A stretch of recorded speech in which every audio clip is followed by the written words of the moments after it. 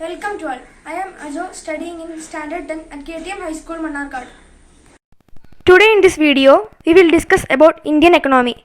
India is the 7th largest country in terms of land area and second in terms of population. Let's get into the economic facts of India. GDP. GDP or gross domestic product is the final value of the goods and services produced with the geographic boundaries of a country during a specified period of time, normally a year. GDP is an important indicator of the economic performance in a country. GDP per capita is nothing but GDP per person, that is, the country's GDP divided by the total population. GDP of India, according to the nominal estimates of 2020, are 3.202 trillion US dollars, and according to the purchasing power parity estimates of 2020, it is 11.31 trillion US dollars. In nominal method, it does not take into account differences in the cost of living in different countries. Foreign direct investment or FDI in India is a major source for economic development in India. Foreign companies invest directly in fast growing private Indian businesses to take benefits of cheaper wages and changing business environment in India. Economic liberalization started in India in the wake of 1991 economic crisis, and since the FDI has steadily increased in India, which subsequently generated more than 1 crore jobs. According to the Financial Times, in 2015, India overtook China and the United States as the top destination for the foreign direct investment.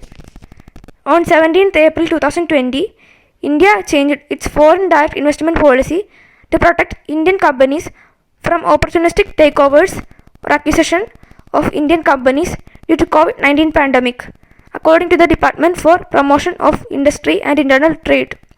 While the new FDI policy does not restrict markets, the policy ensures that all FDI will now be under scrutiny of Ministry of Commerce and Industry. The three sectors of Indian economy are the agricultural or primary sector, industrial or secondary sector, and services or tertiary sector.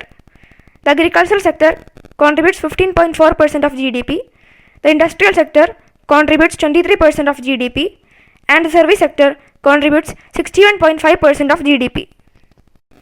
India is also a great producing country. India is one of the largest producers of products like spices, milk, fruits and vegetables, sugar, textiles, grains and pulses, jute, fish and seafood. The Union Budget of India, also referred to as the Annual Financial Statement in the Article 112 of the Constitution of India, is the annual budget of Republic of India. Union Budget makes sure that there is fair distribution of income through taxes and subsidies. Union Budget takes steps to control inflation, deflation and economic fluctuations, and thus ensuring economic stability in the country. It can also bring about changes in the tax structure in the country. The Niti Aayog. The Niti Aayog is a policy institute of the Government of India established with the aim to achieve sustainable development goals with a cooperative federalism by fostering the involvement of state governments of India in the economic policy making process. Economic impact of the COVID-19 pandemic. The coronavirus recession is an economic recession happening across the world economy in 2020 due to COVID-19 pandemic. Global stock markets experienced their worst crash since 1987, and the first 3 months of 2020, the G20 economies fell 3.4% year on year. Between April and June 2020, the International Labour Organization estimated that an equivalent of 400 million full-time jobs were lost across the world. It affected many sectors like agriculture, financial markets, manufacturing, arts, entertainment and sports, publishing, restaurant sector, science and technology, tourism, events and institutions, and transportation. Unemployment increased.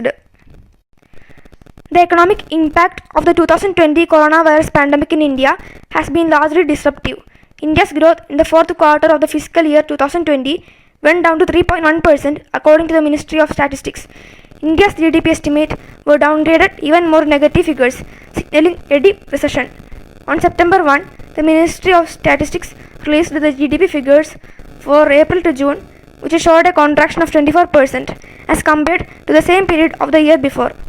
Unemployment rose from 6.7% on 15th March to 26% on 19th April and then back down to pre-lockdown levels by mid-June. During the lockdown, an estimated 14 crore people lost employment while salaries were cut for many others. The Indian economy was expected to lose over Rs 32,000 crore daily during first 21 days of complete lockdown. Government measures. The Government of India introduced many financial packages to survive the economic crisis due to the COVID-19 pandemic. Atmanirbhar Bharat Abhiyan or Self-Reliant India Mission is one among them.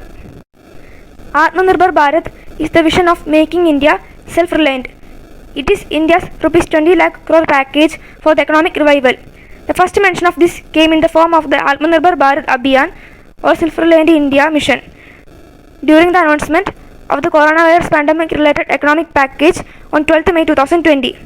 In this package, the government provided Rs 1,50,000 crore for development of agriculture and agricultural infrastructure and Rs 5,94,550 crore for framing India's economic backbone and Rs 3,10,000 crore for the welfare of poor, including migrants and farmers, and so on.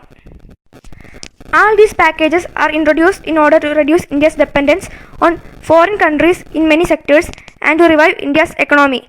By this, let us hope India survive this economic crisis due to the coronavirus pandemic. Thank you.